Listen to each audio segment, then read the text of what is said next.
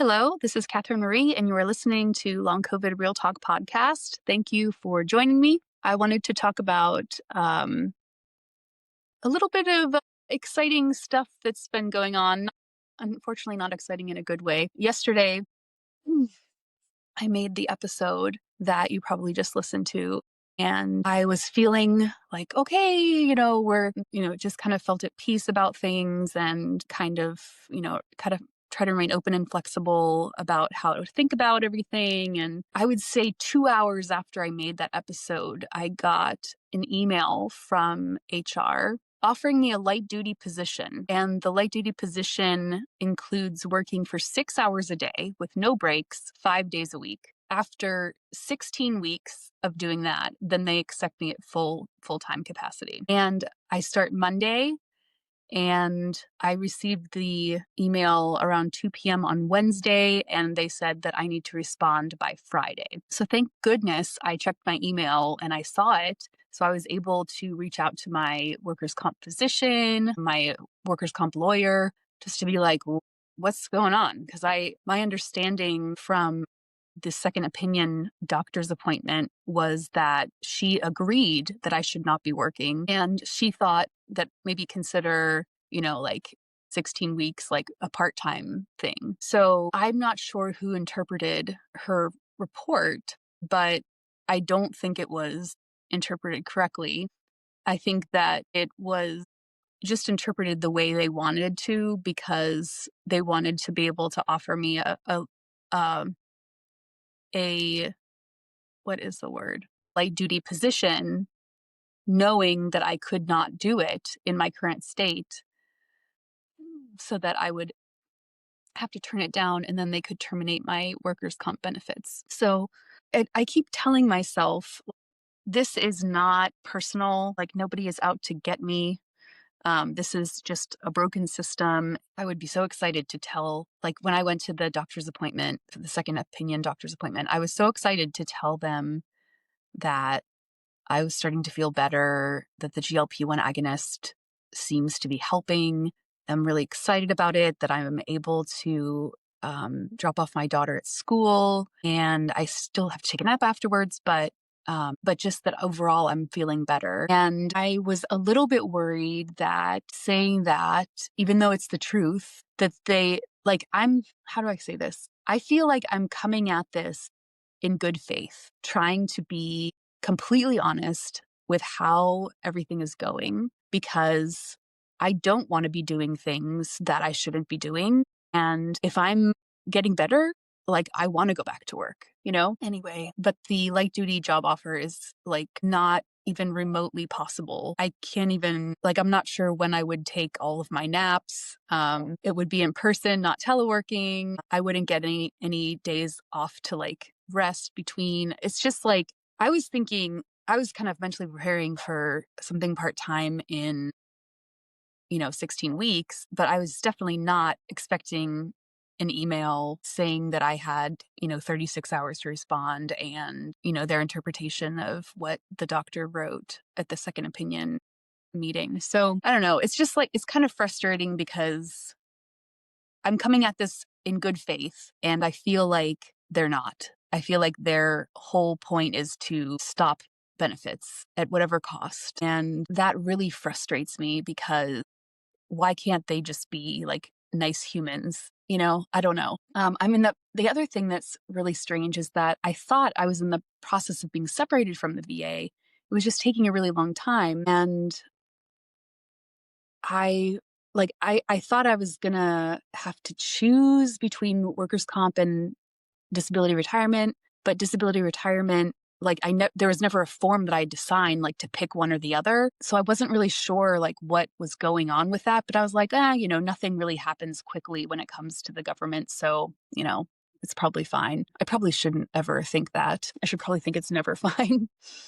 But so I feel kind of stupid for trying to be really, really upfront and honest about how I was starting to feel a little better, and how I was able to start taking my daughter to soccer and gymnastics after school, after summer camp, and now after school. And I feel like I shot myself in the foot, and it just makes me feel really frustrated that I truly do not think that they're coming at it in good faith. And that is what I am doing. It feels really frustrating. So yeah, I mean the thing it like so I already reached out to my workers' comp physician. I don't really know what's going on.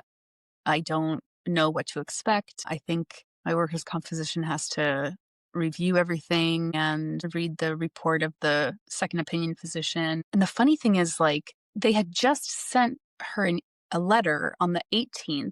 And then the weird thing is, they had just sent a letter to my workers' comp doctor 2 days ago. And I sent that to her office. I downloaded it from eComp and I emailed it to her and said, hey, there's the letter here that they want you to answer. And basically it was asking her to weigh in on the second opinion medical appointment. But then less than 48 hours later, they're sending me a light duty job offer based on the second opinion doctor report, which I think is a horrible misinterpretation of it. But even still, I just saw my workers' comp doc last week and she wrote me off work until my next appointment. So I'm not sure. It's confusing to me who is in charge here. Like, who makes the decisions? Is this someone in HR just like who is not a medical person, reading medical reports and making medical decisions of what I can do based on what they think a medical report is saying? It's like just really I guess really surprising. Maybe I shouldn't be surprised anymore after all this, but like, yeah. So I talked, like, I reached out to my lawyer so they're aware. They were like, talk to your workers' comp doctor. I was like, okay, I'll reach out to her to let her know about this, and we'll see what she says, and we'll just go from there. But today and tomorrow are probably going to be kind of a long day because I feel very anxious about the concept of going back to work for 6 hours a day, 5 days a week. Like, I am certain that I will not be able to do it.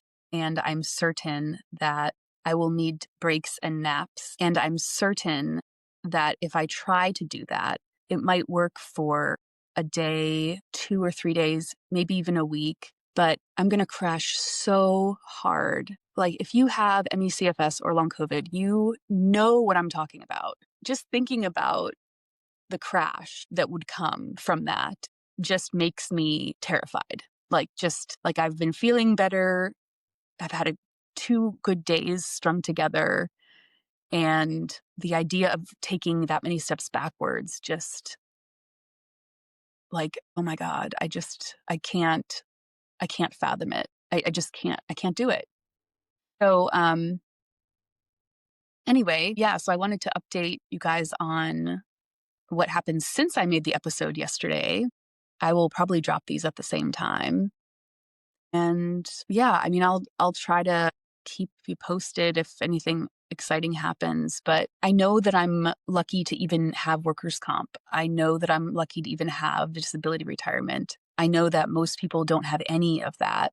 And I know that I'm just super, super lucky that it worked out that way. It has helped my family not go into financial ruin. And I think that losing workers' comp and doing retirement will be a huge change in income because it's like 75% of my current salary untaxed versus 60% of my high three average taxed for the first year, and then 40% of my high three average taxed for all the subsequent years. And I just put in paperwork for disability, like loan discharge for not being able to work. And that's something where they follow you for 3 years to make sure you're still disabled, like permanently disabled, because I had been trying to, like, my loans, I already had enough months for my loans to be forgiven, but it was in the wrong payment plan that is in the courts right now. So they're not counting. And I tried to do a loan buyback, which is when months that you were in forbearance or in the wrong payment plan that you can buy those months in a lump sum and then have your loans forgiven after that. So I've filled out the paperwork for that twice, and they're so behind with that paperwork that I don't know when, if ever, I will hear back from them about that. And then at the same time, by the end of this year, starting in 2026, if I would have my loans forgiven, unless Congress passes another law, the forgiven loans would be taxed. So for me, it would be between $40,000 and $70,000 in taxes if I had my loans forgiven from working for 10 years in public service.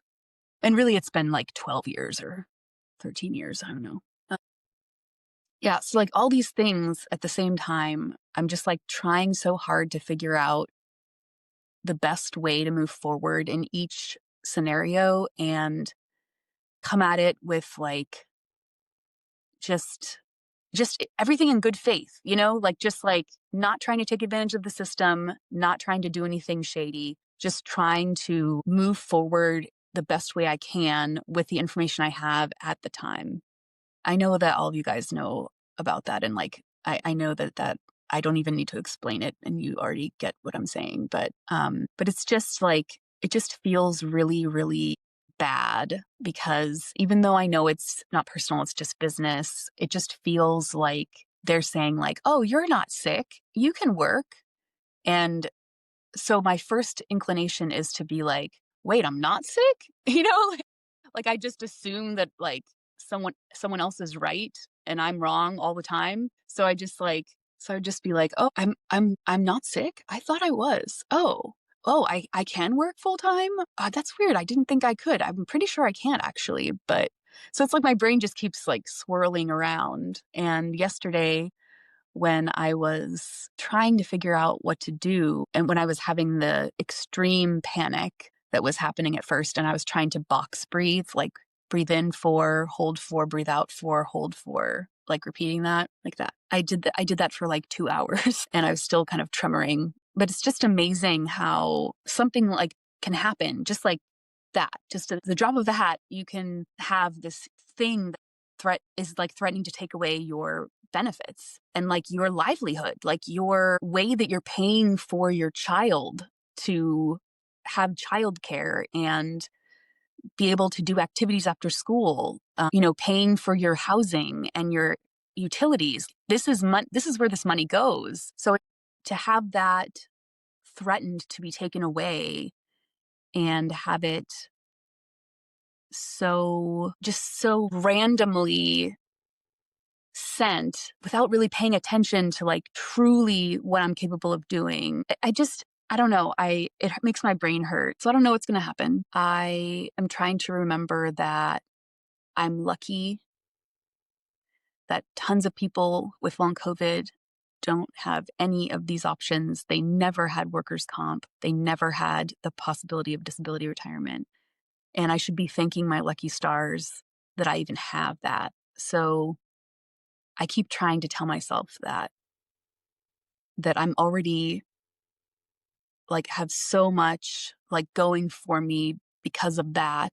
And even if my benefits get taken away, like other people never had any benefits. So yeah. Anyway, I was not sure whether I would even share this stuff because it's kind of personal. Um, but I think that when we're vulnerable and we're honest, that's what helps the most people. And that's what helps people be able to connect to you, like to be authentic. So anyway, um, I would love to hear your story. I also would love to hear your advice if you've gone through something like this. Any pearls of wisdom for me. I need to go take a nap now because just talking about it is just exhausted me like insanely. So, but thank you for listening. I really appreciate you being a sounding board and we'll talk again real soon. Okay? Take care.